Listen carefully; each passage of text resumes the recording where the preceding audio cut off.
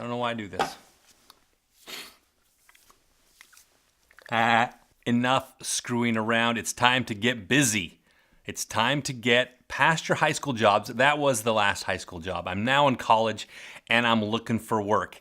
And welcome to job number 12. 52 at 52. My name's Matt McDowell, and I'm recounting all the various jobs that I've had.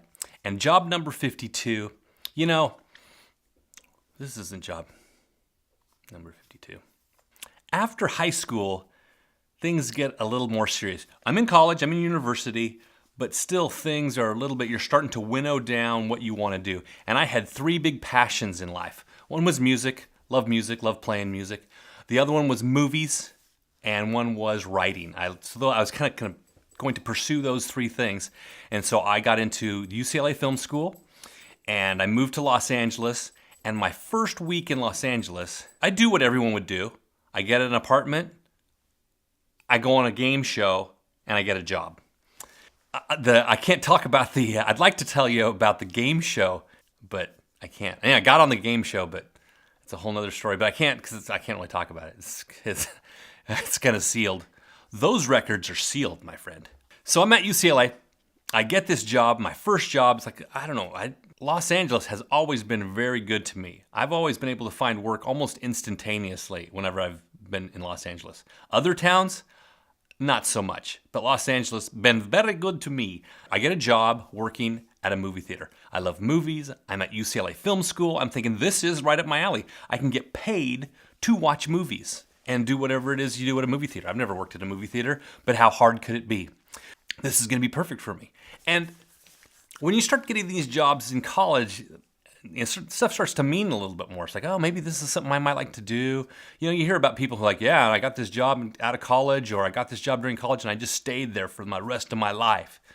Obviously, if that was the case, I would not be talking to this camera. And so I get the job and they're like, okay, can you start next week? I'm like, sure, no problem. Well, in the interim, in that next week, I got a second job. I got another job, and this one paid better, and it was better hours, and I'm thinking, oh, I'm going to take that job. I'm not going to take this movie theater job. I'm going to take this second job, which we'll hear about next week. But I don't want to leave these folks in the lurch because I don't know, I said I would be there. I'm a man of my word. When I say I'm going to do something, I do it. 4 or 5 other workers there, and they kind of greet me, and so we say hello and stuff like this. And then we walk in, and the assistant manager is like, okay, we need someone to sweep up the floor. And he points to me, can you sweep up? And then can you fill the popcorn machine? And we start working, and I work there for about 2 hours.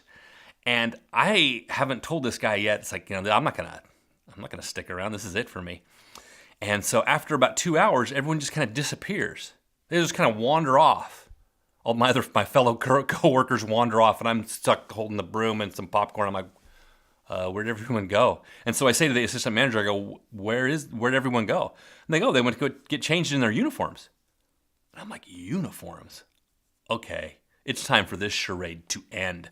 I said, well, I don't have a uniform. He goes like, what do you mean you don't have a uniform? I go, well, this is my first day. What? This is your first day? I thought you worked here for a long time. Nope, this is my first day.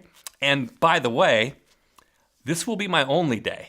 I said to him, I go, yeah, because I got this other job. It's not going to work out. And he goes, oh. And I go, so it's probably best. I didn't want to leave you in the lurch, but it looks like you got lots of people. I don't, maybe we should just end this relationship right here after 2 hours.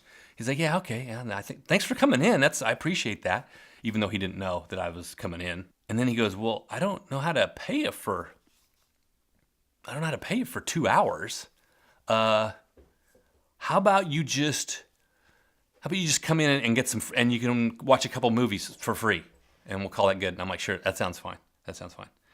So technically, it wasn't a paying gig, but also there's a movie theater in Westwood that owes me 2 movies.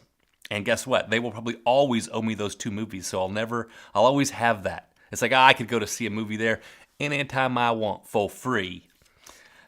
But I probably never would because that would be way too embarrassing. I worked here I wouldn't even do it. I didn't even do it back then. Yeah, I worked here a month ago, but I didn't stick around. Can you give me 2 movies?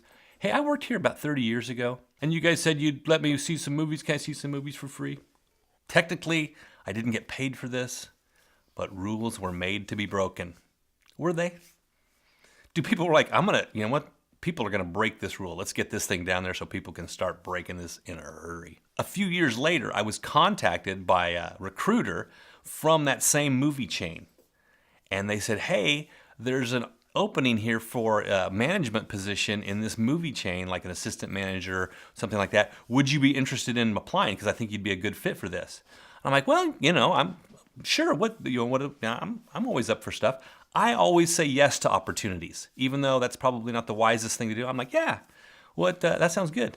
And they said, yeah, but the only thing is, can you not say that you are a university graduate in film? Because that's not going to go very well.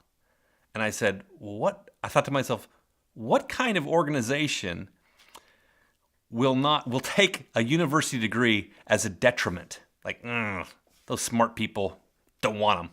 They're smart, Alex. We don't want those smart people.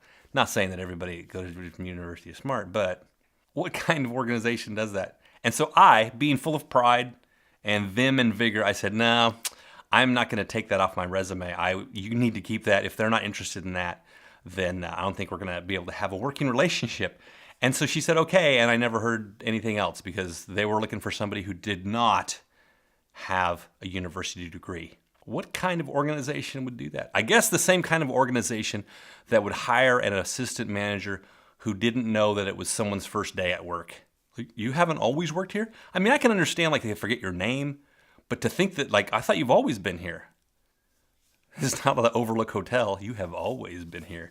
It wasn't like that. It was just like, oh, I thought you seemed like you knew what you were doing. That's my job. Short one here today. Movie theater worker.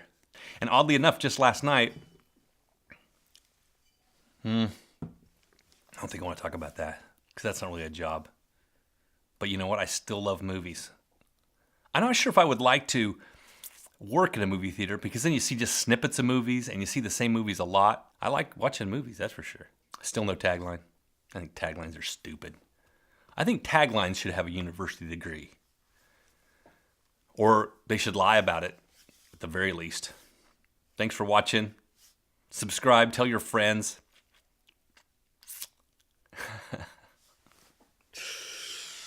Oh man, where will it all end? Thanks for watching.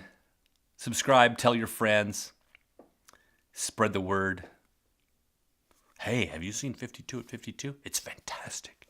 It's absolutely astounding. The amount of jobs he's had is mind-numbing. Should I tell the story about the foolish coyote? Maybe I'll save that for another day.